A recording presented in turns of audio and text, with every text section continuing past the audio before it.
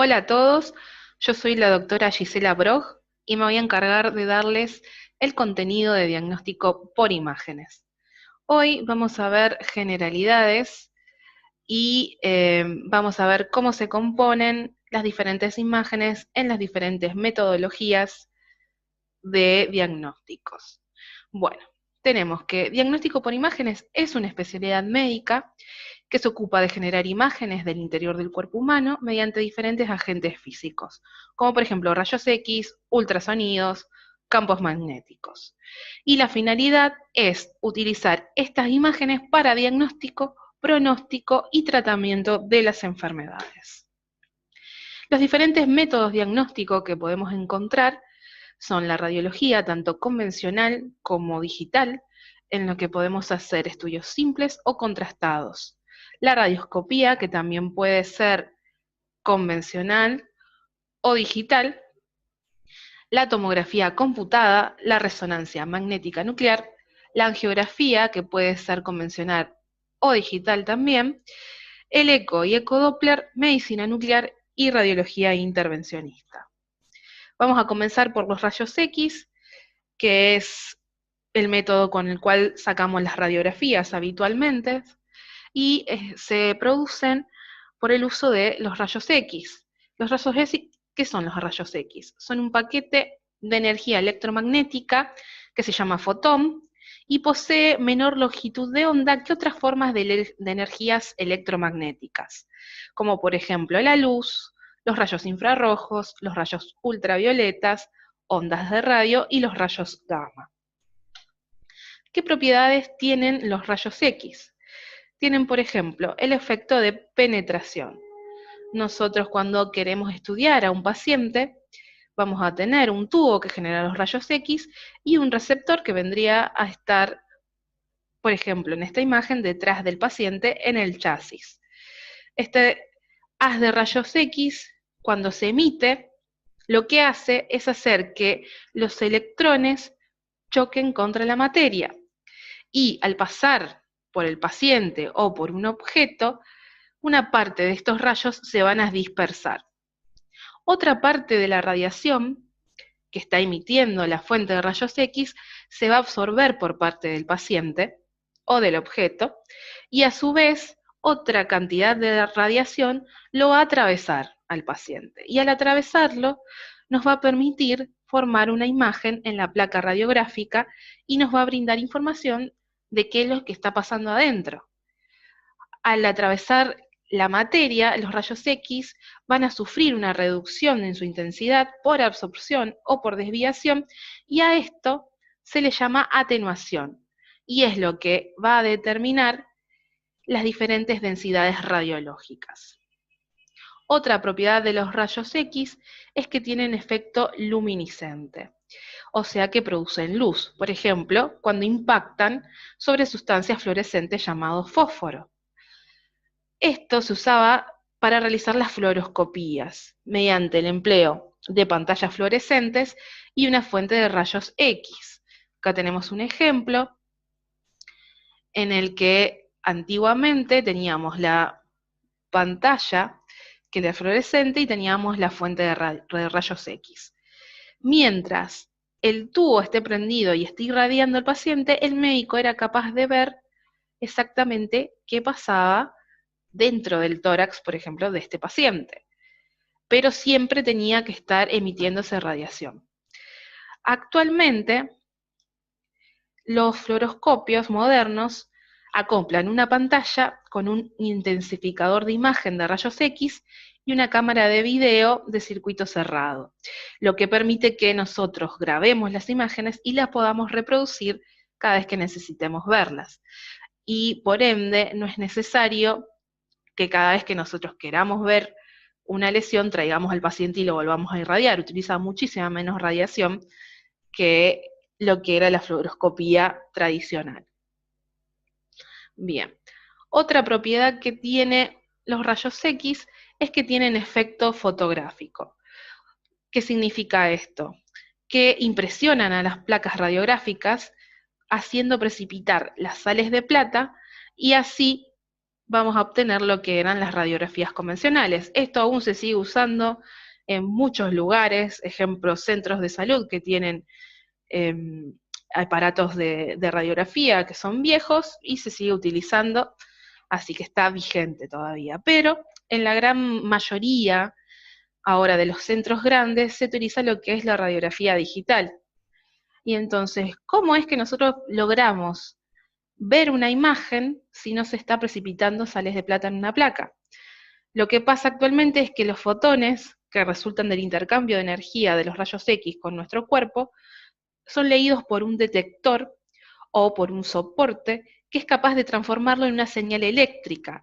Y esa señal eléctrica se manda a una computadora que es capaz de transformarla en una imagen digital.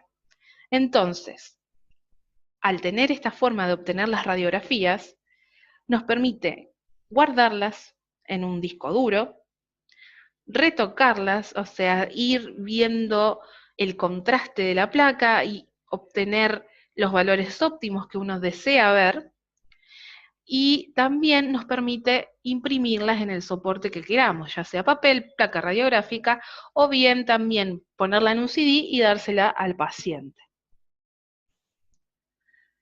Bien, otra propiedad que tienen los rayos X es el efecto ionizante, o sea que tienen la capacidad de expulsar electrones orbitales de los átomos, produciendo radicales libres o iones. Este efecto es muy útil si lo usamos de forma controlada y precisa para lo que es los tratamientos oncológicos en la radioterapia. Se utiliza mucho para eso, aprovechar este efecto para poder tratar las enfermedades oncológicas, por ejemplo. Bien, ahora vamos a pasar a las densidades radiológicas. Recuerden, los rayos X atraviesan el objeto que nosotros queremos estudiar y depende si lo traspasa más o lo traspasa menos, es la densidad que nosotros vamos a ver. Entonces vamos a tener 5 densidades básicas en las que tenemos la densidad aire, que se va a ver negro, la densidad grasa, que se va a ver gris, la densidad agua, que se va a ver gris blanquecino, densidad calcio, que se ve bien blanco, y la densidad metálica, que se ve un blanco intenso. Estas 5 densidades se van a ver en una radiografía simple y para que nosotros podamos diferenciar un tejido de otro, estos tejidos tienen que tener diferente densidad entre sí. Por ejemplo, acá tenemos un ejemplo de densidad aire, en el que estamos viendo que hay un neumotórax del pulmón derecho y hay aire, digamos, en la cavidad pleural. Por eso vamos a ver una densidad negra. Bien, el pulmón también tiene aire, pero se ve un poco más radiopaco que el aire puro que está en la pleura. Otro lugar que podemos tener aire es en el intestino. Y vamos a estar viendo esta densidad que es oscura. Bien. Después tenemos lo que es la densidad grasa. Y se va a ver en los objetos o elementos que absorben más radiación que el aire, pero menos radiación que el agua. En el cuerpo humano, generalmente la grasa está representada por los planos faciales existentes entre los músculos, así como alrededor de los órganos, por ejemplo, alrededor del riñón. Y también hay bastante grasa en el ápice cardíaco. Acá tenemos lo que es densidad grasa en el ápice cardíaco, y si vemos en el abdomen, vamos a tener toda esta densidad que está entre la pared abdominal y el intestino, todo esto es grasa. Fíjense, lo que está alrededor de la vejiga es grasa y nos está delimitando a la vejiga, que la podemos ver. Fíjense que podemos ver partes de sus paredes laterales y nos está dando un buen límite del órgano. O sea, al tener estructuras adyacentes que tienen diferentes densidades, nos permite inferir la forma y la ubicación de los órganos dentro del cuerpo. Bien, después tenemos lo que es la densidad agua. Esto se da en las sombras de los músculos, los vasos sanguíneos, el corazón, las vísceras sólidas abdominales como el hígado, el vaso, el riñón, y en las asas intestinales cuando están rellenas de líquidos. También lo podemos ver en las consolidaciones pulmonares o también en la citis y las lesiones quísticas. Acá tenemos un ejemplo de densidad de agua, es la vejiga, que la podemos ver perfectamente, como decíamos recién, porque está delimitada por grasa alrededor, la grasa intraabdominal. Y acá en este caso, a la derecha, tenemos otra placa radiográfica en la que no podemos ver la vejiga. ¿Y esto por qué? Porque este es un paciente que tiene ascitis, entonces tiene toda la cavidad abdominal llena de líquido y no nos permite objetivar los órganos que están por debajo. ¿Por qué? Porque tienen la misma densidad. Esto se llama efecto de la silueta y los vamos a ver bien en otras de las clases de radiografía. Bien, después tenemos la densidad calcio. La densidad calcio se ve bien radio opaco, fíjense, se puede ver la estructura de los huesos, la cortical, la medular, y también podemos ver lo que son calcificaciones por algunas patologías. Bien, también podemos ver, por ejemplo, acá tienen calcificaciones en los anillos traqueales, se pueden ver bien las estructuras óseas, y podemos ver calcificaciones a nivel de los cartílagos costales, que son varias y no hay que confundirlas con lesiones nodulares intratorácicas. Bien, luego tenemos la densidad metal, que es bien blanco brillante, y se puede ver más que nada en lo que es cuerpos extraños ingeridos o introducidos a través de cavidades naturales, o también el uso de clip quirúrgicos. Acá tenemos un caso de un chiquito que se tragó un juguete metálico, Jack creo que se llama, y lo podemos ver muy bien en esta radiografía de tórax frente. También podemos ver en esta radiografía la superposición de elementos externos al tórax, por ejemplo, en pacientes que no se sacaron la cadenita cuando le hacemos la placa radiográfica. Por eso es importante siempre que el técnico esté atento y le haga retirar todos los objetos metálicos para que no se superpongan en una placa. Bien. Después tenemos lo que es la tomografía computada. La tomografía computada utiliza el tomógrafo, que está compuesto de una mesa o camilla, y del gantry, donde está lo que es el tubo de rayos X y el receptor que se ubican alrededor del paciente. También usa rayos X para crear una imagen, y el paciente se va a acostar en esta mesa, y una fuente de rayos X y un detector van a girar alrededor del paciente, o sea, los que están en el gantry giran alrededor del paciente para reunir todos los datos necesarios. Una vez que reúne todos los datos necesarios, la computadora los reconstruye y los presenta como una serie de imágenes. Estas imágenes van a ser bidimensionales y se pueden desplazar. Y hoy en día tenemos cortes muy finos, entonces nos permite también hacer reconstrucciones multiplanares donde vamos a ver imágenes en los planos, aparte de axial, que es el estándar, vamos a ver en los planos sagital y colonal. También, al hacer cortes muy finos, significa que podemos hacer reconstrucciones 3D de las estructuras. Y una ventaja que tiene sobre la radiografía es que en este caso no hay superposición de imágenes. Acá tenemos un esquema de cómo tenemos la fuente de rayos X y el detector que están dentro del gantry, los cuales van a girar alrededor del paciente para obtener los datos. Bien, en este caso las densidades radiográficas son similares, tomográficas, perdón, son similares a las radiográficas, pero tienen una gama un poco más amplia, o sea, es mucho más preciso. Vamos a saber que las imágenes tomográficas se componen de píxeles, los cuales pueden tener una densidad variable. Y de la misma manera que en las radiografías, cada píxel, la densidad de estos, o sea, la densidad de cada píxel, corresponde al tipo del tejido que se está fotografiando. Las sustancias que tienen alta densidad como por ejemplo los huesos aparecen, y el metal aparecen más blancas, y las sustancias de baja densidad, o sea que absorben pocos rayos X, aparecen más oscuras, como por ejemplo el aire. La densidad de cada píxel se mide en unidades de Hounsfield, donde el aire tiene una densidad de -1000, el agua vendría a ser el 0, y el hueso es generalmente alrededor de 500. Bien, el rango de unidades Hounsfield que se incluyen en un estudio se llama ventana. ¿Por qué? La ventana es muy importante en las imágenes de diagnóstico, ya que permite optimizar la tomografía para identificar diferentes tipos de patología sin tener que volver a irradiar al paciente.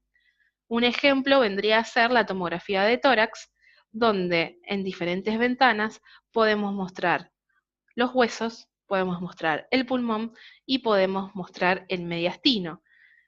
Y cada ventana sirve para diferentes patologías. Entonces, ¿qué podemos llegar a objetivar? Podemos llegar a objetivar en la ventana pulmonar un enfisema, podemos ver un neumotórax, en la ventana ósea vamos a ver mejor lo que es fracturas, en la ventana mediastinal vamos a ver mejor lo que son ganglios en el mediastino. Bien, cada vez que podemos ir ajustando la ventana para resaltar los campos y maximizar la potencia de la tomografía. Bien, perdón, vamos a seguir acá. Un ejemplo de las diferentes densidades. Esto vendría a ser densidad de agua, porque es una tomografía que no está contrastada. En los músculos vemos densidad agua también. Densidad grasa, el tejido celular subcutáneo, fíjense que es más oscura, porque absorbe menos rayos X. Y la densidad aire, que vendría a ser negro. Si cambiamos de ventana, vamos a ver que nos permite ver mucho mejor la estructura pulmonar y vemos bien los vasos que van recorriendo el parénquima pulmonar. Este es un pulmón normal, pero si tuviera patología podríamos ver incluso hasta cuando se engrosan los septos interlobulillares. También tenemos la densidad hueso, que es bien blanca. Se puede ver bien así, y cuando pasamos a ventana ósea podemos ver la estructura del hueso, lo que es cortical, lo que es medular. Incluso fracturas muy chiquitas se pueden ver con esta ventana. Bien, después tenemos la ecografía o ultrasonografía. El método para obtener imágenes es por la producción de ondas de sonido de alta frecuencia que van a viajar dentro del paciente y van a rebotar en las estructuras internas. Y el mismo traductor es el que va a reflejar las ondas y los va a convertir para producirla en una imagen en tiempo real. Bien, la densidad relativa de cada sustancia va a variar y también la cantidad de sonido que refleje. Y tenemos que los tejidos se describen por su ecogenicidad, siendo el hueso hiperecoico y blanco, mientras que el líquido es hipoecoico y oscuro. Acá tenemos un ejemplo de las ecogenicidades, y cuando hablamos de ecogenicidad siempre es comparando un tejido con otro. Por ejemplo, acá tenemos anecoico, o sea que no emite ecos. Ejemplo, el líquido, que vendría a ser anecoico, con respecto al parénquima que lo rodea. Hipoecoico, con respecto al parénquima que lo rodea, vendría a ser que es un poco gris más oscuro, con respecto a el parénquima circundante. Cuando es isoicoico, es similar o perfectamente igual que el tejido que lo rodea y no lo podemos distinguir. E hiperecoico significa que lo vamos a ver bien blanco. Acá tenemos un ejemplo de una ecografía abdominal en la que podemos ver diferentes estructuras. Acá tenemos el hígado, bien. Acá tenemos el hígado y el riñón. Fíjense, la corteza renal es isoecoica con respecto al parénquima hepático, o sea que tienen la misma ecogenicidad. Y la grasa que rodea al hígado se puede ver hiperecoica. Bien, acá tenemos donde se ve bien también la corteza renal. Y acá tenemos anecoico en los vasos del hilio hepático. Después tenemos la ecografía Doppler, que puede interpretar si un objeto se mueve hacia o desde la sonda y sirve para obtener imágenes del flujo sanguíneo y determinar la velocidad y dirección de la sangre en el corazón o en los vasos sanguíneos. La ecografía también se puede aplicar para aumentar la precisión de las biopsias, por ejemplo, en una masa mamaria o tiroide, en la que previamente le hacemos un ecodoppler para saber si la masa está bien vascularizada o no, y luego se punza.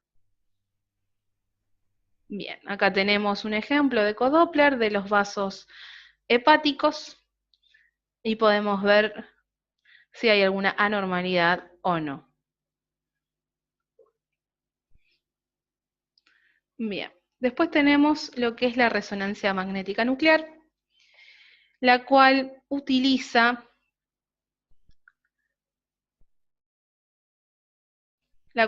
un campo magnético para generar imágenes. Bien, el resonador se parece a lo que es un tomógrafo, pero a diferencia del tomógrafo, va a usar imanes de gran potencia para poder generar las imágenes. La física que involucra la generación de imágenes es complicada, pero para hacerlo simple, vamos a decir que los campos magnéticos hacen que ciertos átomos liberen ondas de radio que el escáner va a recolectar. Tenemos que los núcleos de hidrógeno, que están compuestos por un protón, tienen una carga eléctrica positiva, lo cual forma un campo magnético muy pequeño. El resonador lo que va a hacer es manipular el campo magnético de estos protones, o sea, va a manipular a los protones para que se alineen con el campo magnético del resonador. Y después, lo que hace, después de estimular al protón, deja de estimularlo, y el protón, ¿qué va a tender a hacer? Va a tender a volver a su lugar, o sea, a su estado natural. Al hacer esto, va a liberar energía, la cual va a ser recolectada y convertida en una imagen por el escáner. Bien. En resonancia no hablamos de densidad, sino que hablamos de intensidad, y vamos a tener que los tonos blancos brillantes se le dice hiperintensos. Los tonos que son similares a los tejidos circundantes se le va a decir isointenso, y los tonos que son oscuros o negros se le va a decir hipointenso. Pero no es tan sencillo como en tomografía o en radiología. ¿Por qué? Porque según las diferentes secuencias que se evalúen, los tejidos se van a comportar de manera diferente y se van a ver diferente. Bien, hay muchísimas secuencias, yo les voy a mostrar las dos más básicas, que es el T1 y el T2, y sus respectivas diferencias. Tenemos que en el T1 la sustancia gris la vamos a ver gris, bien, y la sustancia blanca la vamos a ver blanca, o sea que es hiperintenso e hipointenso o isointenso, depende con qué tejido lo comparemos. Bien, entonces vamos a ver toda la sustancia gris, isointenso, ganglios de la base y la corteza cerebral. La grasa se va a ver hiperintensa tanto en T1 como en T2, siempre la vamos a ver blanca. En T2, la sustancia gris la vamos a ver más blanca que la sustancia blanca, o sea, la sustancia blanca la vamos a ver hipointensa y la sustancia gris va a ser más hiperintensa con respecto a la sustancia blanca. En un T2 vamos a ver el líquido cefalorraquídeo hiperintenso, bien blanco. En cambio, en un T1 lo vamos a ver hipointenso, bien negro. Y esas son las diferencias básicas. Después hay un montón de secuencias más en las que hay supresión de grasa, hay supresión de líquido, y estas visualizaciones van a ir variando.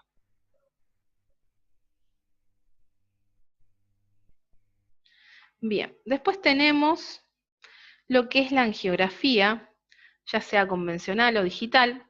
En la angiografía convencional es un método invasivo en el cual se va a canalizar una arteria, generalmente la femoral, y se va a introducir un catéter y se va a llegar hasta el territorio que nosotros querramos estudiar mediante la introducción de un contraste. Generalmente se usa iodo no iónico porque produce menos reacciones alérgicas. Y se va estudiando de a poco territorio por territorio. O sea, uno puede hacer el estudio, por ejemplo, de la carótida izquierda, después de la carótida derecha, todo por separado, e ir aislando cada territorio vascular. Pero tengamos en cuenta que es un método invasivo y depende si el paciente o no tiene alergia al contraste iodado. Después tenemos lo que es la angiotomografía. Ya no es tan invasiva, ¿por qué? Porque solamente necesita una vía mediante la cual le vamos a inyectar contraste endovenoso, y entonces, al hacerlo en una fase bien arterial a la tomografía, podemos hacer una reconstrucción y tener lo que son imágenes similares a la angiografía convencional, nada más que en reconstrucciones de planos 3D y hecho mediante tomografía sin utilizar catéteres. Bien, y por último tenemos lo que es la angioresonancia, la cual se puede hacer sin contraste y con contraste. Las dos imágenes de arriba son sin contraste, es una angioresonancia encefálica en la que podemos ver bien todos los vasos del polígono de Willis. Es una secuencia que pondera el flujo sanguíneo, entonces nosotros podemos sustraer lo que es el tejido que lo rodea, o sea, lo hace el resonador, y después se hacen unas reconstrucciones en 3D, o bien se puede ir viendo slide por slide para ver si hay alguna anomalía. Y cuando nosotros ya le inyectamos contraste paramagnético como el gadolínio, podemos ver bien los senos venosos, las venas y todo el resto del sistema arterial y venoso encefálico. En este caso, en las dos imágenes de abajo, es una secuencia venosa. Otro método que tenemos es la medicina nuclear, el cual utiliza lo que es una cámara gamma, tiene la camilla y los detectores que van a detectar la radiación emitida por el paciente para generar las imágenes. La medicina nuclear es una especialidad de diagnóstico por imágenes de tipo funcional molecular que emplea diferentes tipos de radioisótopos para controlar, diagnosticar y tratar enfermedades. Utiliza rayos gamma, que al igual que los rayos X son fotones, pero a diferencia de estos tienen mayor capacidad de penetración. Utiliza radiofármacos, los cuales están compuestos por un ligando y un radionucleido, los cuales se administran al paciente por diferentes vías, tanto oral, intravenosa, intrarraquídea, respiratoria, etc. El ligando lo que hace es que tiene preferencia por un tejido u órgano en particular, o sea, tropismo. Y el radionucleido es el responsable de la radiación gamma. Lo que hace el ligando es transportar al radionucleido hacia el tejido que nosotros queremos estudiar, como por ejemplo si queremos estudiar huesos, si tiene metástasis o fracturas, vamos a utilizar como radionucleido al tecnesio 99 y como ligando al MDP. Bien, las exploraciones con este tipo de metodología son muy seguras, ya que los radiofármacos administrados a dosis muy pequeñas no poseen acción terapéutica, no tienen efectos secundarios ni reacciones adversas graves. Y el radionucleido que más se utiliza es el tecnesio 99. ¿Qué diferencias tenemos entre la medicina nuclear y la radiología? La principal es que en la radiología tenemos el tubo de rayos X que produce los rayos X que atraviesan al paciente e impactan en la placa radiográfica donde van a precipitar las sales de plata y generan la imagen, ¿no? En cambio, en lo que es medicina nuclear, nosotros inyectamos el radiofármaco, que es radioactivo, al paciente, y el que va a emitir la radiación es el propio paciente, que va a ser detectado por la cámara gamma y va a ser transformado en imágenes. Bien, Entonces tenemos que esto sería que en la radiología es imágenes por transmisión, en cambio en el centellograma y en el PET son imágenes por emisión. El propio paciente emite lo que son las radiaciones. Otra de las diferencias es que vamos a interpretar en lo que es radiografía y tomografía convencional diferentes densidades, los cuales van a conformar los diferentes órganos y nosotros los vamos a ver y poder objetivar con las lesiones. En cambio, en lo que es centellografía planar y PET, lo que vamos a ver es diferencia de metabolismo. O sea, si estamos viendo alguna lesión, nosotros lo que vamos a ver es si esta lesión capta, o sea, se adueña de lo que es el radiofármaco y si está metabólicamente activa. Por ejemplo, en un PET se utiliza FDG, que está ligado a lo que es glucosa, ¿no? Entonces, si hay una lesión que está metabólicamente activa y capta mucha glucosa, nosotros la vamos a ver brillante, la vamos a ver que capta muchísimo. En cambio, si es una lesión que no está metabólicamente activa, no vamos a ver diferencia. Bien. Acá, por ejemplo, tenemos el ejemplo de un centellograma óseo que utiliza tecnesio 99 y MDP, en el que podemos ver dos centellogramas a la izquierda. En la imagen A vemos un centellograma normal, esta es la captación normal de los huesos. Hay sitios de hipercaptación, como por ejemplo lo que es las rodillas. Estos son cambios artrodegenerativos. En cambio, en la imagen B es una imagen totalmente patológica en la que el paciente tiene diferentes metástasis óseas, las cuales son hipercaptantes. En el caso de la imagen que está a la derecha, estamos viendo una lesión hipercaptante en lo que es el hueso ilíaco. El resto del esqueleto está totalmente normal. Acá tenemos un ejemplo de un centellograma renal, el cual utiliza tecnesio 99 y DMSA, en el cual podemos objetivar la captación del radiofármaco por parte de los riñones. Tenemos acá a la derecha un ejemplo de un centellograma normal, en cambio en la izquierda tenemos un centellograma renal patológico con el riñón izquierdo que solamente capta la sustancia de su polo inferior y el resto del parénquima no está activo. Por ende, no está funcionando bien. O sea, aparte de morfología, podemos ver lo que es función renal.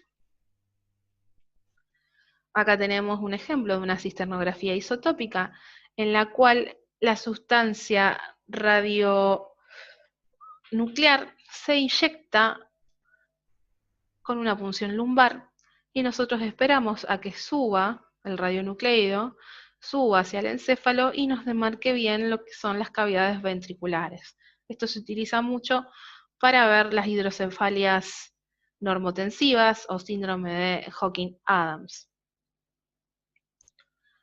Acá tenemos, por ejemplo, otro de los usos, que es detección del ganglio centinela, ya sea en cánceres de mama, de cérvix, melanomas, donde se utiliza tecnesio 99 y nanocoloide, que se inyecta, en este caso es para cáncer cérvix, se inyecta en el cuello uterino y luego de un periodo de más o menos 30 minutos a una hora, se puede ver que marca ganglios regionales hipermetabólicos. Bien, y acá tenemos un ejemplo de un PET-CT en el que podemos ver cómo las imágenes morfológicas luego se fusionan con las imágenes metabólicas. Este es un paciente que tiene metástasis ósea, fíjense cómo capta el hueso, o sea, una hipercaptación muy intensa, y acá lo podemos ver en lo que es la tomografía, que son lesiones osteolíticas. Por ejemplo, acá en el mediastino hay varios ganglios que están captando muchísimo en lo que es las imágenes fusionadas. Bien. Las modalidades diagnósticas en el servicio de medicina nuclear son la gammagrafía, la tomografía de fotón único o SPECT, o sea que son imágenes que se funcionan con la tomografía, el SPECT-CT, y la tomografía por emisión de positrones, y también la radioterapia metabólica. Esto, por ejemplo, se utiliza mucho en el tratamiento del cáncer de tiroides, en el que se le da yodo radioactivo al paciente y con eso puede curar la enfermedad.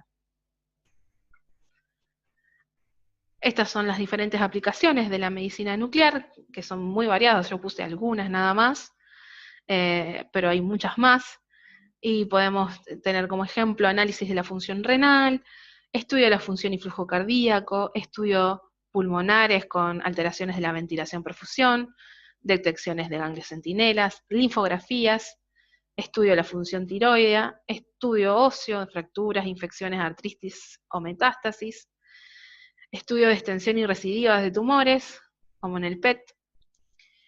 En el Parkinson se utiliza el SPECT-TC con Tecnesio 99 y Trodat. También para estudiar sangrados ocultos, cuando no lo podemos detectar por ninguna otra metodología. Para la localización de infecciones y para el tratamiento del cáncer de tiroides. Tiene muchas más aplicaciones, estas son las más habituales, digamos. Bueno, después tenemos lo que es la radiología intervencionista. Actualmente, lo que es las nuevas tecnologías permiten que los procedimientos intervencionistas percutáneos sean mucho menos invasivos de lo que es la cirugía convencional. Pero los pacientes que son sometidos a estos procedimientos también corren riesgo de sufrir alguna complicación.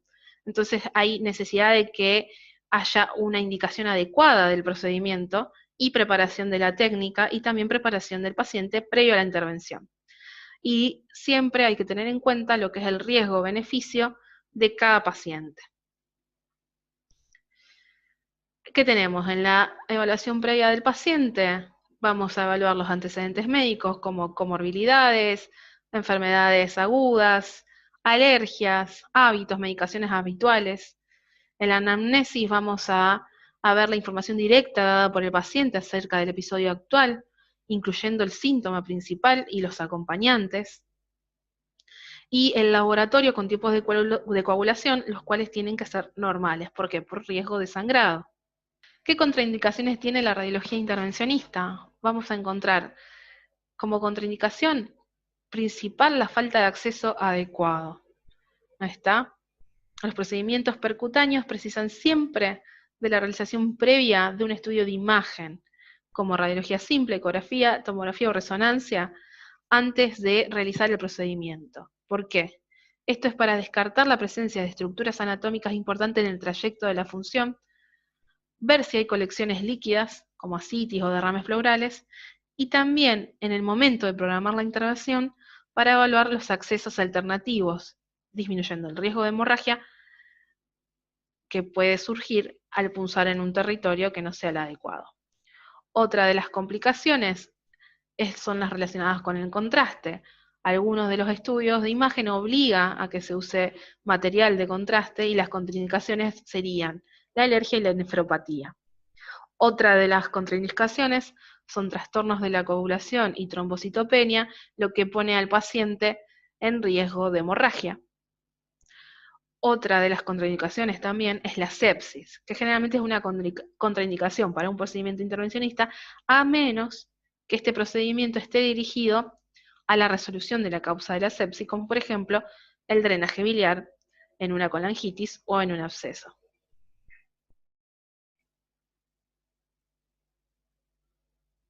¿Qué complicaciones puede tener el paciente? Puede tener reacción alérgica, insuficiencia respiratoria, lo cual obliga a la intubación del paciente, complicaciones cardiovasculares que pueden requerir el uso de catecolaminas, shock que puede objetivarse por una taquicardia que esté asociada a hipotensión y puede estar causada por complicaciones cardiovasculares o reacciones alérgicas, reacción vagal, dolor, trombosis, hemorragias que pueden ser inmediatas o tardías, derivadas del acceso también puede ser neumotórax, perforación de órganos sólidos huecos, fístulas vasculares, y la mayoría de estas lesiones suelen ser autolimitadas, pero requieren su control. Otra de las complicaciones que puede haber son las infecciones, nefropatía por medio de contraste y las relacionadas con los catéteres o drenajes percutáneos, que pueden dar lugar a un mal funcionamiento de los mismos, como la información de incrustaciones, acodaduras del catéter, pérdidas accidentales del catéter, etc. Bien, acá tenemos imágenes con ejemplos de punciones. Esto es para una punción bajo guía ecográfica, donde podemos ver bien la aguja y la lesión que se está punzando. Otro ejemplo, tenemos una masa que compromete a la costilla, y cuando vemos a la tomografía vemos que, aparte de comprometer la parte ósea, tiene un componente de partes blandas, y esta es la aguja que se está usando para la punción. Otro ejemplo de una punción en el tórax, de una masa en el mediastino posterior. Acá podemos ver la aguja que se está utilizando, y esta es la imagen previa. Siempre hay que tener la imagen previa para poder punzar bien la lesión. Y acá tenemos un ejemplo de una colocación de drenaje bajo guía tomográfica.